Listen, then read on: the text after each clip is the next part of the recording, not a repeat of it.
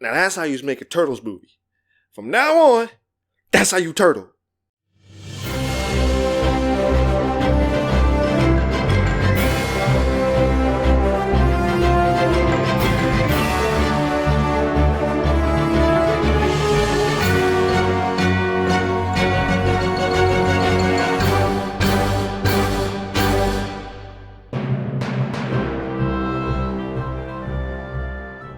Hey there guys, Mikey here, and welcome to the CJC, Comic Junkies Corner.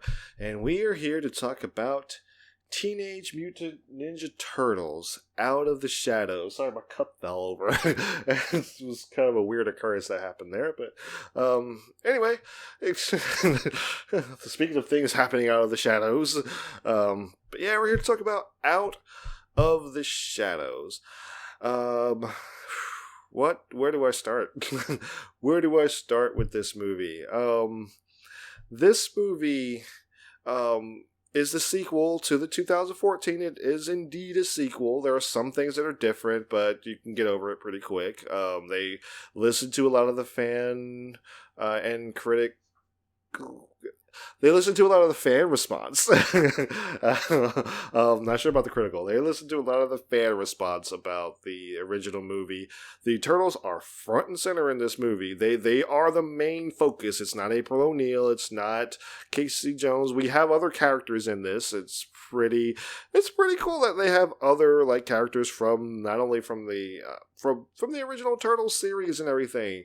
But this movie starts, you have Vern, who has somehow taken credit, and somehow the city believes them that he is responsible for the takedown of Shredder. I don't know how, but he is somehow responsible for the takedown of Shredder. He is taking credit for it so that the Turtles can still function in the shadows. We have April O'Neil, who is trying to working with the Turtles she's trying to solve some case, but she's also working with the Turtles to make sure that no one's trying to get to Shredder. We have Baxter Stockman, who's been introduced. We have a new Karai. For some reason, she was recast. I don't know why, but she was recast. Maybe like availability, something like that. It probably happened.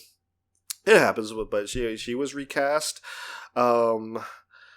And yeah, so Shredder gets he escapes, and then we have Krang, who shows up out of nowhere, and then all of a sudden Krang and Shredder are working together, and the Turtles gotta stop them. There's the movie. This movie, can I say that one thing about this movie? I will classify this movie in one word. Dumb. This movie is so dumb. It's idiotic. It's dumb. But it's kind of a good dumb. I gotta admit, it's really a good dumb. It's one of those things, like, it's one of those movies that it's a Mortal Kombat. It's so dumb, but in some way, you just gotta love how awesome it is. It really is. This movie, if you haven't seen this movie, I'm hoping you have. I'm going to spoil it, but I'm hoping, because I'm going to spoil it, I'm hoping that you have. But if you haven't seen this movie, it's a kid's movie, and that's where you can stop this right here. It's a kid's movie. The biggest problem I have with this movie, I'll get into that later. Tell you what, I'll get into that later. I'll get into the biggest problem I have with this movie. But we have a human Shredder. Not that we didn't have one in the first one, but he is Shredder. He is not Robot Shredder. He's not Silver Samurai. He is Shredder. The guy they got to play him is ridiculously huge, and he looks the part. He looks like he could kick some turtle butt. You know, it's just like, he just has that presence and that voice and everything. He just looks like a badass all the time. I'm like, that's Shredder. That's what I want. I was like, yeah, that's Shredder right there. He's not some guy in the shadows talking, you know, like to some scientist guy. You know, he is Shredder. He is out front, and I'm like, yes, that's awesome. We have Baxter Stockman, who is gloriously played by what was this, Tyler Perry. I wasn't sure how to feel about it. And yes, he does look like the Black Nerd from Black Nerd Comedy. And for those who watch it, go look up his channel and tell me that doesn't like he doesn't Baxter Stompy doesn't look like him. I swear they modeled him after him and everything. I think he even said it at one point, like he looks like him, but it. He is gloriously over the top, so over the top. You have Casey Jones. Casey Jones probably one of the disappointments of the movie because he's kind of whiny. But he's of course played by Stephen Amell, over the top as well. But everything is just overblown, over the top in this movie. This movie knows, in a sense, what it is, and it runs with it. You have Bebop and Rocksteady. just that is a thing of absolute ridiculousness and beauty. They look pretty darn good. I didn't expect them to look that good. I saw them in the trailer, and I was like, whoa, okay. All right, this might work, and with the exception of one genitalia joke that they could have done without, and one fart joke that they really could have done without, because they weren't funny. The characters themselves were funny. You didn't have to force those jokes in there to those crude jokes in there. Like when something's already funny, and like. Let me tell you something. A fart joke is the hardest joke to pull off. But if a character is already funny, don't make them do it. Because it's just like, it's kind of like, you had to do that, didn't you? So, but these guys are, they're funny. They are so glorious. The action in this movie, the best thing I can describe it is if anyone has seen the A-Team, even the old school A-Team, but like the new A-Team that came out that never went anywhere, unfortunately, but it never went anywhere. It's flip a helicopter over the top type thing. I'm just like, if you've seen the A-Team, they flip a helicopter through the air. That's my type of like of action that I say like, okay, this is A-Team style action, because it's just impossible stuff. Gloriously impossible stuff that is physically impossible. They would never happen. No one could ever do that. They do it. They absolutely do it. You have Leonardo flying a plane that has no cockpit. The cockpit has been blown up, and he's steering the plane somehow with his bow staff. And I'm sorry, Donatello. I said Leonardo. Donatello is steering the plane with his bow staff and still managing to fly it somehow like it's a glider or some crap. And it's just like, are you serious right now? But it's one of those movies, it is completely dumb. What my biggest problem with this movie is? 4 syllables. PG-13. Why is that movie PG-13? Why? Because Stephen Amell says the S word at one point, and I think like Donatello says ass. That's why it's PG-13. Does anyone die in this movie? No, but they dang well should have. But nobody dies in this movie. There is no sense of like, there's really no sense of like, everyone feels like they're indestructible, in this movie for the most part. Like, they might get knocked out, but they're fine. Even Bebop and Rocksteady, they have a grenade, they get trapped in the trailer and have a grenade go off in there, and, they're still like, my man, afterwards. They're fine. They're just they're probably a little, like, dusty or whatever, but they're fine. Everyone is fine in this movie. Shredder doesn't even die. He gets frozen. That's another problem I have with this movie. Is that, like, Shredder was... I was really looking forward to Shredder, and he goes out like a chump.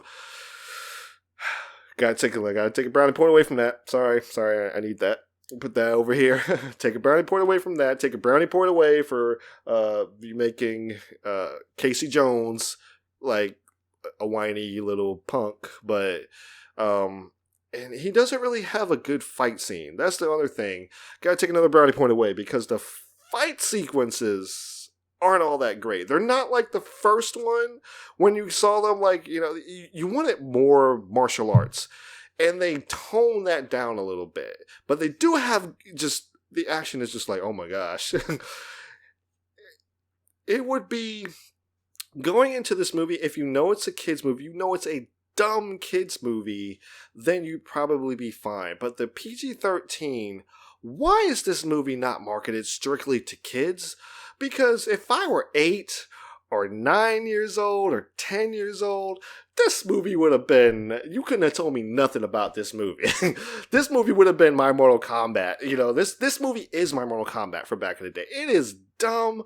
It is hilariously dumb. I can watch Mortal Kombat now and just realize, okay, it's pretty funny, it's pretty dumb, but I feel like some of that's awesome. I mean, the actual fight scene, I know I'm getting really excited about this, but the actual fight scene between Bebop and Rocksteady and the Ninja Turtles, something we have been waiting for a very long time, is just... They drive a tank through the river. They fight in the plane crashes, and they fight, and they have a tank in a river.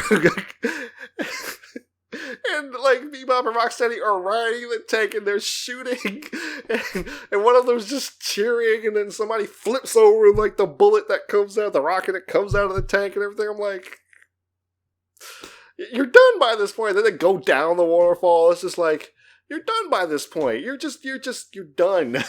It's like, I'm done, movie. You win. You win. It's just one of those movies that's just like, it's so dumb and so fun. It's a dumb fun. That's all it really is. It knows that it's dumb fun, and it never tries to deter away from that. It has its story. It does have a pretty good message, even if I would say it's not talked about enough to be like, for me to say like it's really deep, but it's talked about in a certain degree. Like, you actually had some character development with the turtles, and you understood them a little bit more than you did in the first movie. So that was improved upon. You understood why Raph was upset with Leonardo. You understood why, there was that tension between them and everything. So it was interesting. Splinter looks better. He looks much better than he did in the first. He still doesn't look great, but he looks better than he did in the first movie.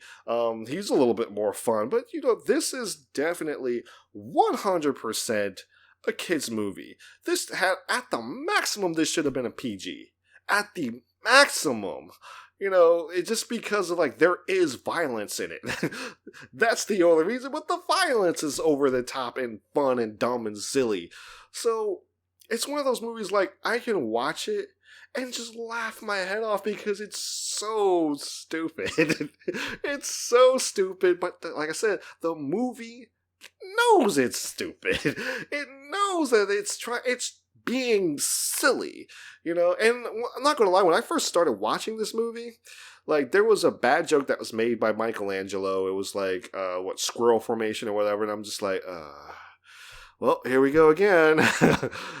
And then I forget what happens. Like, it's like within 5 minutes of the movie, it starts to get really silly. And I'm just like, oh, we're going to be this kind of movie. Okay. So, and I did have a little forewarning. I did hear that this was a movie that was made for kids. So I had a little bit of forewarning, so I didn't have that expectation that would have, I see PG-13, I'm expecting you to show me something that's a little more mature, So, that being said, when I was told that, okay, this is pretty much a kid's movie, I went in expecting a kid's movie, and that's what I got. It's a kid's movie. I'm not going to sit here and lie to you guys. It's 100% a kid's movie. If that's not your thing, you're probably not going to enjoy this movie.